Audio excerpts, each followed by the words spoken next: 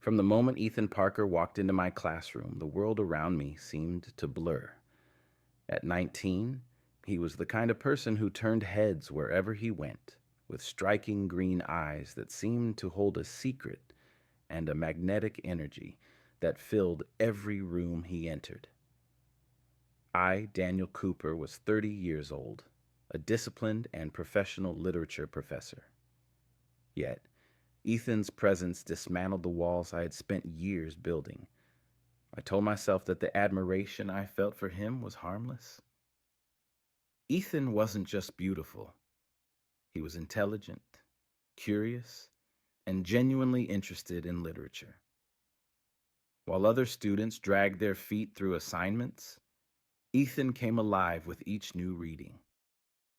He often lingered after class, asking questions about symbolism and themes, his voice rich with thoughtfulness.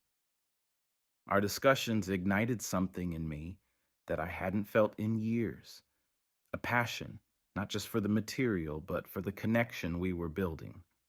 Despite my attempts to suppress it, my fascination with Ethan grew. I began noticing details about him that I shouldn't have. How he bit his lip when he was deep in thought, how his laughter lit up the room, how his cologne lingered faintly after he left. Each detail only deepened the ache I felt whenever he was near. I knew it was wrong. I knew I was crossing an invisible line, even if only in my thoughts. Yet I couldn't look away. One night, while grading essays, I came across Ethan's paper on the Scarlet Letter.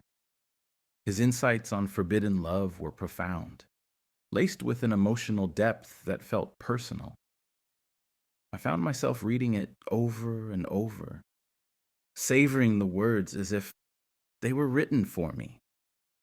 Unable to resist, I wrote a short note on a separate piece of paper. Your words moved me. Keep writing. You have a gift. The next day, I slipped the note into his desk before class. When Ethan discovered the note, his reaction was exactly what I had hoped for. He smiled, his eyes lighting up with curiosity. Looks like I have a secret admirer, he said, showing the note to his friends. I watched from the corner of the room, my heart racing.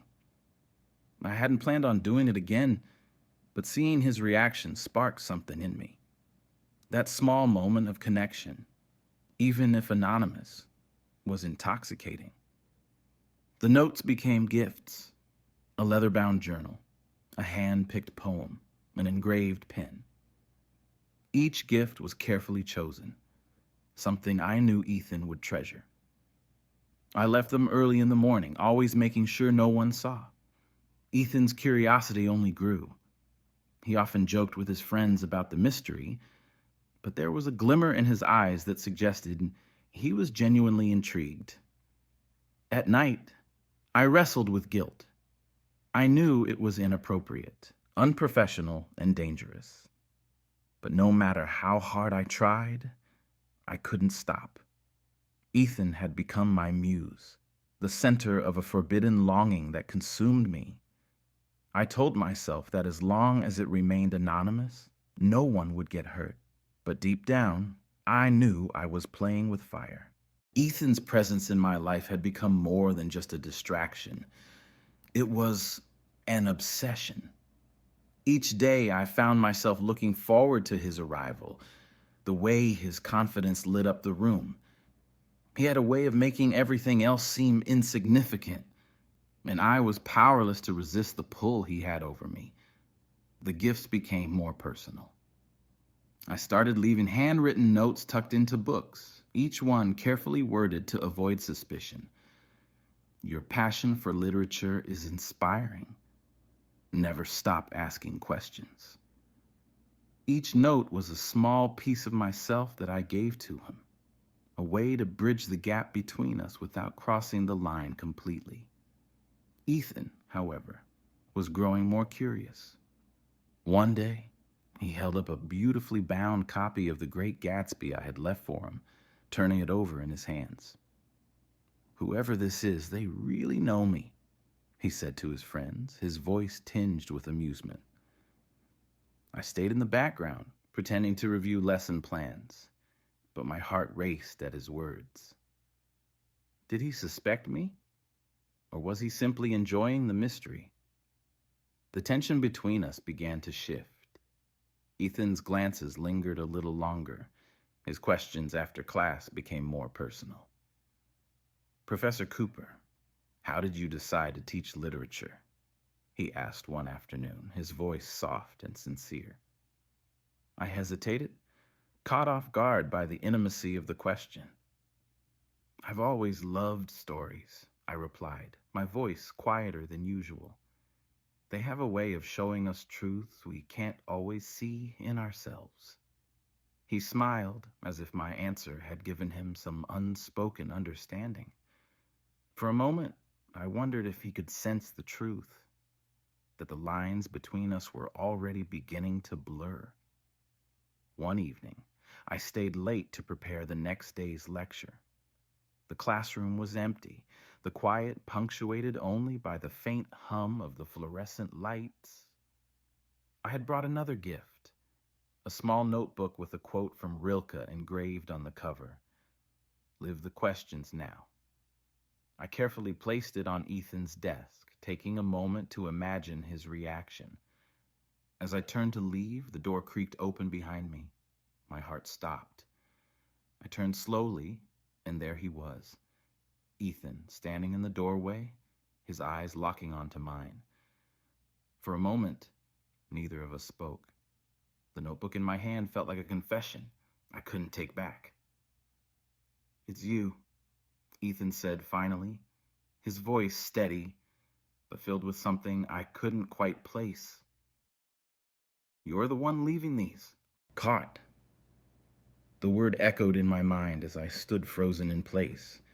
Ethan's gaze fixed on me with an intensity that made my breath falter. My fingers tightened around the leather notebook I had been holding. Its embossed quote, now a glaring reminder of the lines I had crossed. For weeks, I had lived in the shadows, orchestrating small moments of joy for him from a distance. And now, here we were, with nowhere to hide.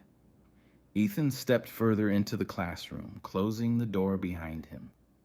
The soft click of the latch sounded louder than it should have in the stillness.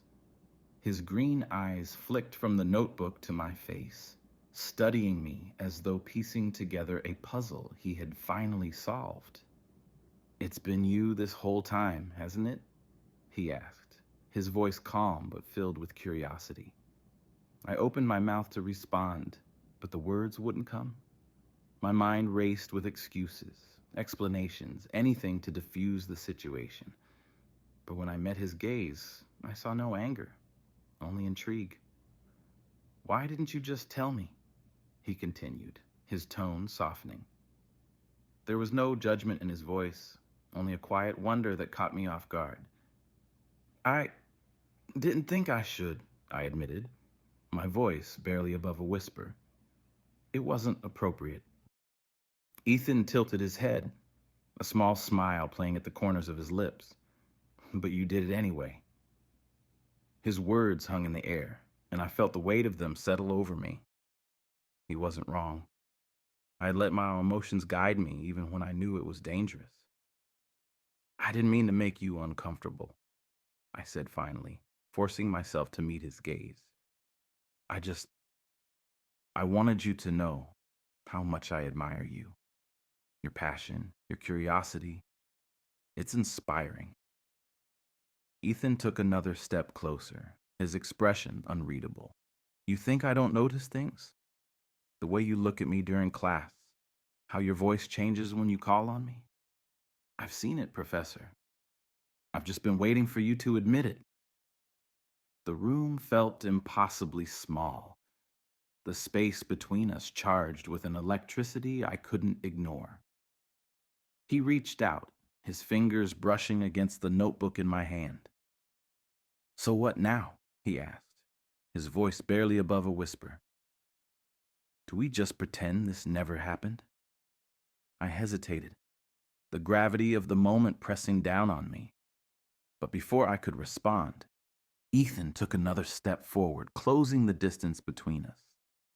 His hand lingered on mine, and when our eyes met again, there was no mistaking the intent in his gaze. "This isn't right," I murmured, though my voice lacked conviction. Ethan's lips curved into a sly smile. "Then stop me," he said, his tone daring. I didn't stop him. The first kiss was tentative, a hesitant meeting of lips that sent a jolt through my entire body. Ethan's hand cupped my face, his touch warm and steady, as if reassuring me that it was okay to let go. The rational part of my mind screamed at me to pull away, to end this before it spiraled out of control. But the rest of me, the part that had yearned for him for weeks, surrendered completely. His lips moved against mine with a hunger that took my breath away. I felt his hand slide to the back of my neck, pulling me closer as if he couldn't get enough. The kiss deepened, and any lingering hesitation dissolved in the heat of the moment. It was reckless, dangerous, and utterly intoxicating.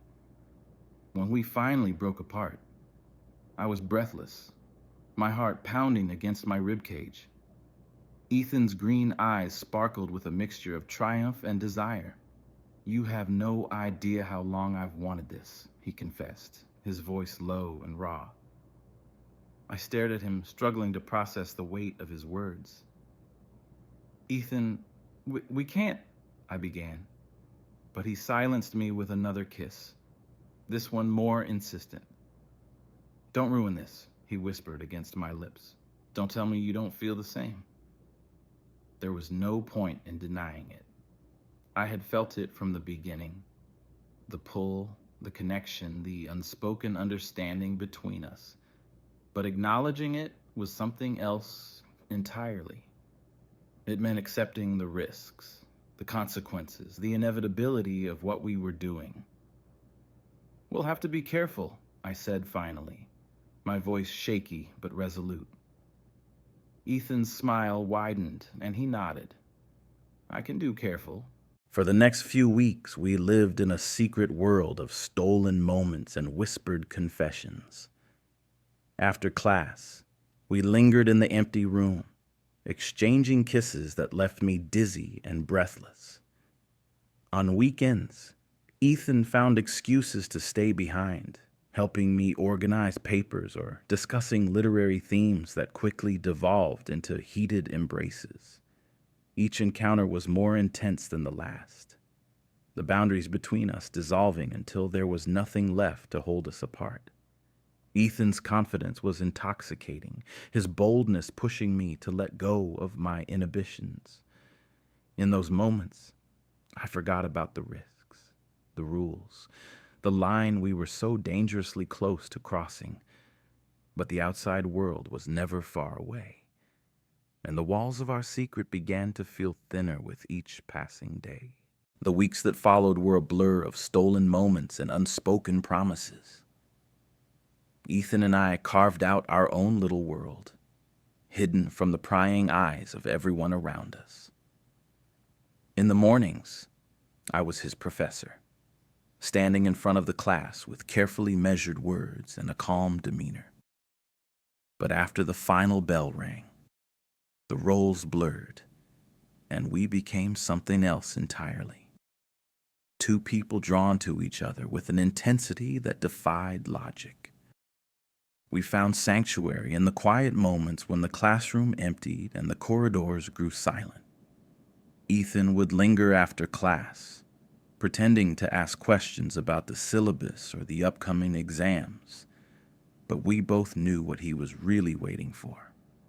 The moment the last student left, he would step closer, his gaze locking onto mine with an urgency that made my heart race. Our kisses were hungry, desperate, as if we were trying to make up for all the time we couldn't have. I could feel the heat of his hands against my skin, the way he pulled me closer as though afraid I might slip away. Each touch, Each whispered confession only deepened the bond between us. It was intoxicating and terrifying all at once. We were careful.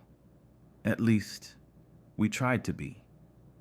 Ethan would leave through the back entrance, avoiding the watchful eyes of his classmates. I made sure our meetings never lasted too long, always aware of the ticking clock and the risk of discovery. But no matter how cautious we were, the fear of being caught was always there, lingering like a shadow in the corner of my mind. Late one evening, as we sat together in the empty classroom, Ethan leaned his head against my shoulder. "Do you ever think about what happens if we get caught?" he asked, his voice quiet but steady. His question caught me off guard, and I hesitated before answering. "All the time," I admitted, "but I can't seem to stop myself. You're worth the risk." Ethan turned to look at me, his eyes softening. "I feel the same way," he said, his hand reaching for mine. "But I don't want to be the reason you lose everything. If it ever gets too much—" "Don't," I interrupted, my voice firmer than I expected. "Don't talk like that. I've made my choice, Ethan. I'm here because I want to be." His lips curved into a small smile and he squeezed my hand. "Then I guess we'll just have to be careful." We both knew it was a fragile promise. The walls between our secret and the outside world were thin, and it was only a matter of time before someone saw through the cracks. The first sign of trouble came on an otherwise uneventful Wednesday afternoon. I had just finished grading a stack of essays when I overheard two students talking outside the classroom. Their voices were low, but I caught enough of their conversation to feel the blood drain from my face. "Have you noticed how much time Ethan spends with Professor Cooper lately?" one of them said, a note of curiosity in her voice. "It's like he's always hanging around after class." "Maybe he's just trying to get extra credit," the other replied with a laugh. "Or maybe there's something else going on." The casual remark sent a shiver down my spine. I forced myself to stay calm, pretending to be engrossed in my papers as the students walked away. But the seed of doubt had already been planted. Were people starting to notice? And if they were, how long before someone said something to the administration?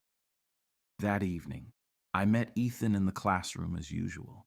He greeted me with his usual bright smile, but I could tell something was off. "Is everything okay?" he asked, his brow furrowing as he studied my expression. I hesitated, unsure of how much to tell him. "I overheard some students talking earlier," I admitted. "They're starting to notice how much time we spend together." Ethan's smile faltered, and he looked away. "Do you think they suspect anything?" "I don't know," I said honestly, "but we need to be more careful. If anyone finds out—" "They won't," Ethan interrupted, his voice firm. "We've been careful, and we'll keep being careful. No one's going to find out." I wanted to believe him, but the unease in my chest wouldn't go away. The walls around our secret felt thinner than ever, and I couldn't shake the feeling that it was only a matter of time before they came crashing down. Despite our best efforts, the whispers grew louder. I noticed the way some students looked at Ethan during class, their gazes lingering a little too long. I heard the hushed conversations in the hallways, the occasional burst of laughter that made my stomach churn with paranoia. The tension between us began to seep into our stolen moments, making them feel more like a countdown than a sanctuary. One afternoon, as Ethan and I sat together in the empty classroom, he reached for my hand. "You're pulling away," he said quietly. "I can feel it." "I'm just being cautious," I replied. But the words sounded hollow even to me. The truth was, I was terrified. The closer we grew, the higher the stakes became, and with every passing day, the weight of our secret became harder to bear. Ethan looked at me, his expression a mix of frustration and sadness. "I don't want to lose this," he said, his voice trembling slightly. "I don't want to lose you." "You won't," I promised, though I wasn't sure I believed it myself. "We'll figure this out. We just need to be careful." But careful wasn't enough. The walls around us were crumbling, and it was only a matter of time before everything came crashing down. The cracks in our world were becoming impossible to ignore. Every lingering glance from a student, every poorly veiled question about why Ethan stayed after class, felt like a weight pressing down on my chest. It wasn't just paranoia anymore. There was something in the air, an unspoken tension that followed me everywhere. The secrecy that had once felt thrilling was now suffocating, and I couldn't shake the feeling that our time was running out. Ethan, ever the optimist, refused to acknowledge the danger. "Let them think what they want," he said one evening as we sat together in the empty classroom. His voice was steady, his green eyes bright with defiance. "People always talk. It doesn't mean they know anything." His confidence should have reassured me, but it only made the knot in my stomach tighten. I envied his ability to brush off the whispers, the stares, the occasional knowing smirk from one of his classmates. For me, every small sign of suspicion felt like a death knell, a reminder that the walls around us were growing thinner by the day. That evening, I couldn't bring myself to kiss him goodbye. As we stood by the classroom door, I hesitated, my hand hovering just inches from his. "We need to be more careful," I said, my voice barely above a whisper. Ethan frowned, his brow furrowing in frustration. "We're already careful," he replied, his tone sharper than usual. "You're just letting them get into your head." "They're already in my head," I admitted, my voice shaking. "Ethan, if anyone finds out—" "They won't," he interrupted, his voice firm. "We're not doing anything wrong." I stared at him, torn between wanting to believe him and the cold reality that we were playing with fire. "You don't know that?" I said quietly. "You don't know what people are capable of when they think they've uncovered a scandal." Ethan sighed, running a hand through his hair. "I don't care what they think," he said finally, his voice softening. "I care about you, about us." His words hit me like a punch to the gut. I wanted to believe him, to let his confidence wash away my fear. But the weight of our secret was becoming too much to bear. "We just need to be careful," I repeated, though the words felt hollow. He nodded reluctantly, but I could see the hurt in his eyes. "Fine," he said, his voice clipped. "If being careful means pulling away, then let me know. I won't force you to stay." I wanted to tell him that wasn't what I meant, that I wasn't trying to push him away. But the words caught in my throat, and before I could find them, he was gone, the door clicking shut behind him. The next few days passed in a haze of tension and unease. Ethan and I barely spoke outside of class, our usual stolen moments reduced to fleeting glances and whispered words. The distance between us felt unbearable, but I couldn't bring myself to close it. The fear of being caught was too great, and every interaction felt like a risk I couldn't afford to take. The whispers among the students grew louder. I overheard snippets of conversations in the hallways, mentions of Ethan, of how much time he spent with me, of the gifts he had been seen with. My heart sank every time I heard my name, the weight of their suspicion pressing down on me like a physical force. One afternoon, As I prepared for class, the principal stopped by my office. Her expression was carefully neutral, but I could see the concern in her eyes. "Daniel," she began, her voice measured. "I've been hearing some things about you and one of your students."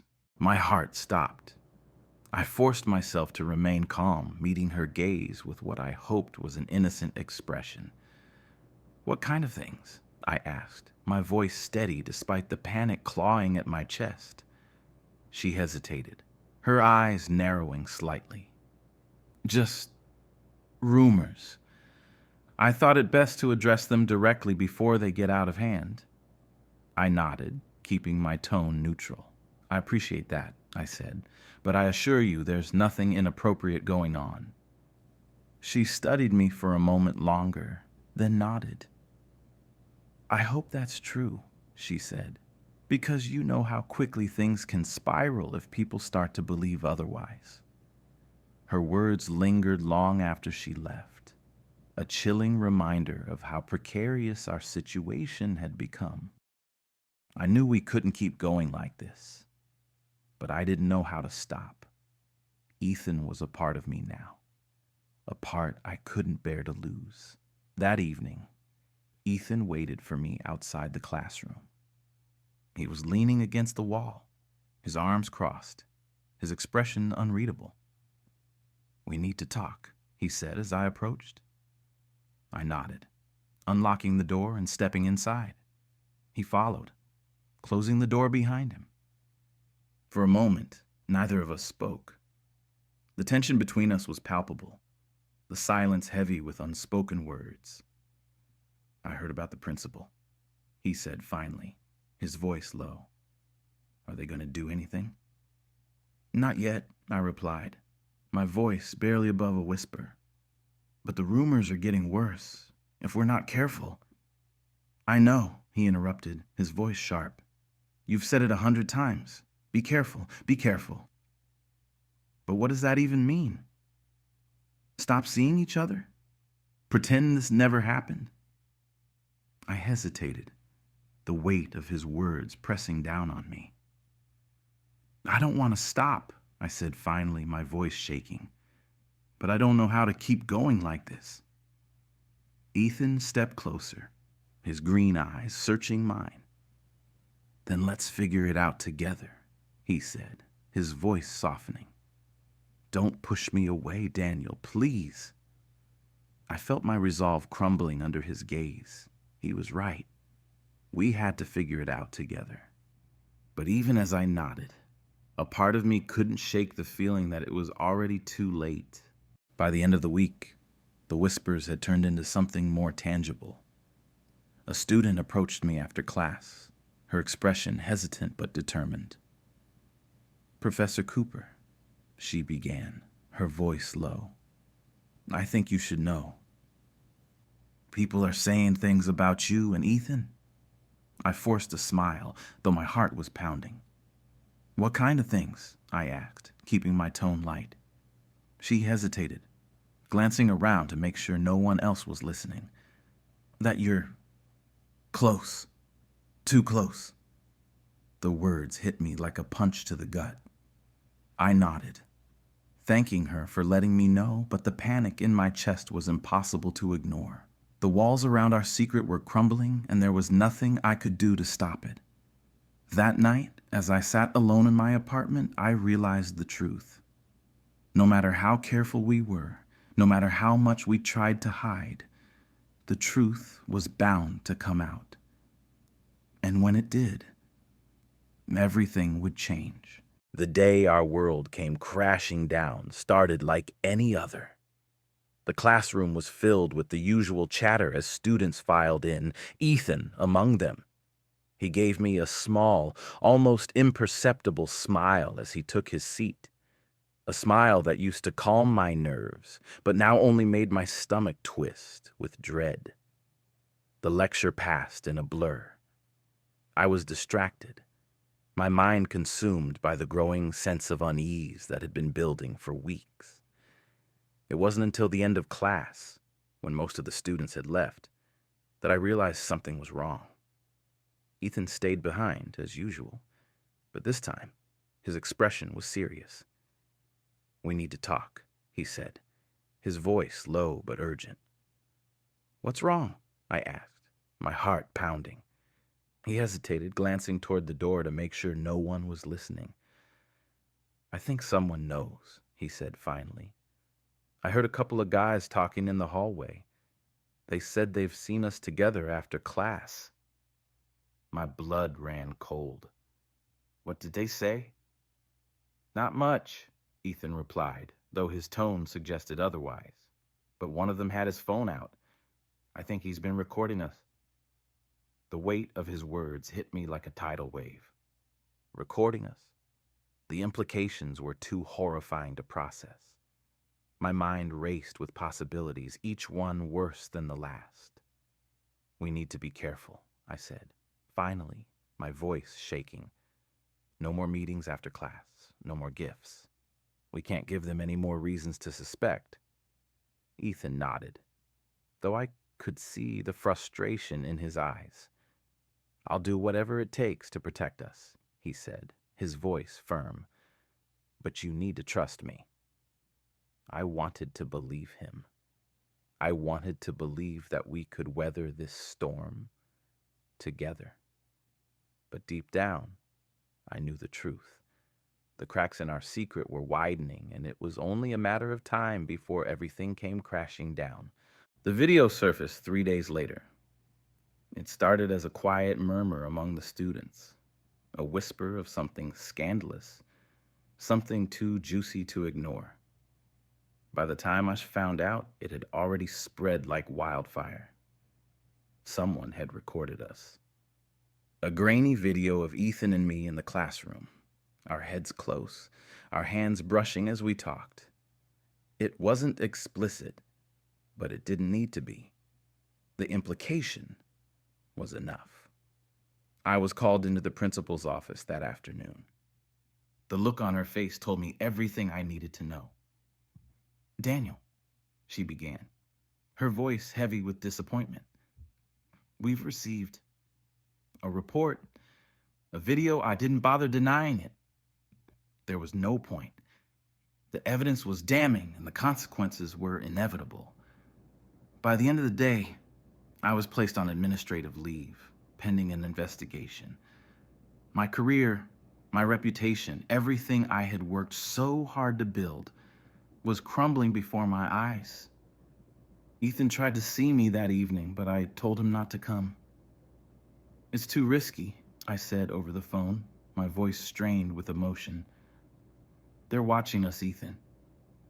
You need to stay away." "I don't care," he replied, his voice breaking. "I'm not going to let them tear us apart." But they already had. The video had reached his parents, and their reaction was swift and unforgiving. They pulled Ethan out of school, threatening legal action against me.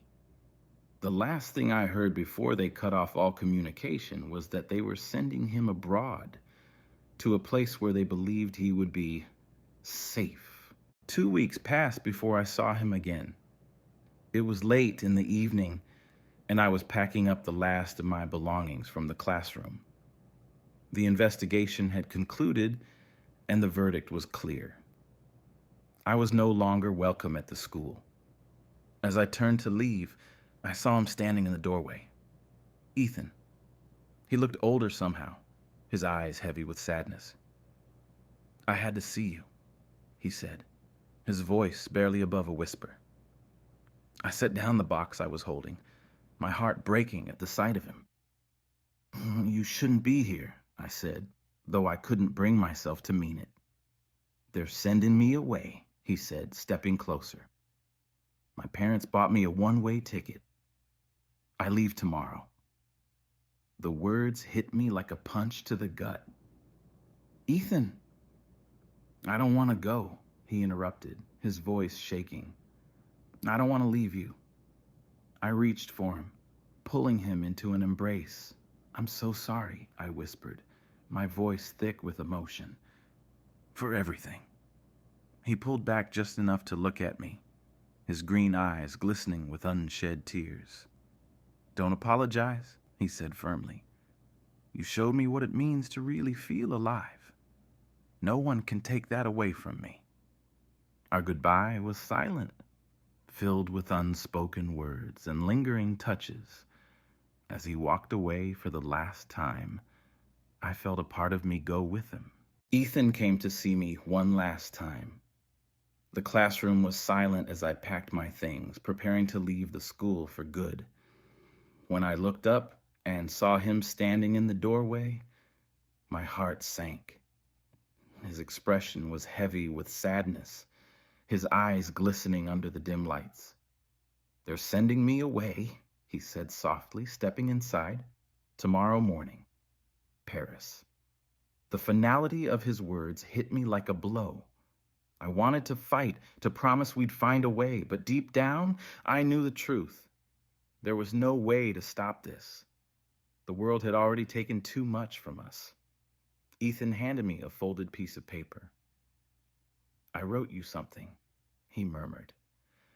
I opened it with trembling hands and read the poem he had poured his heart into. Each word a reminder of what we'd shared. By the time I finished, tears were streaming down my face. I'll never forget you, he whispered, his voice breaking. Neither will I replied, pulling him into one last embrace. Our kiss was soft, bittersweet, and filled with everything we couldn't say. And then he was gone, leaving me alone with the echo of his footsteps and the memories that would stay with me forever. Did you enjoy the emotional ending of this true story? Intense, wasn't it? Let me know in the comments, what rating would you give this story? Did you like the ending, or would you have changed something? And if you have a memorable story, something emotional, or even a secret you've never shared, feel free to share it with us in the comments. Who knows? It might become the next story on this channel. Don't forget to like this video, subscribe to the channel, and turn on notifications so you never miss a new story. Thanks for watching, and see you next time.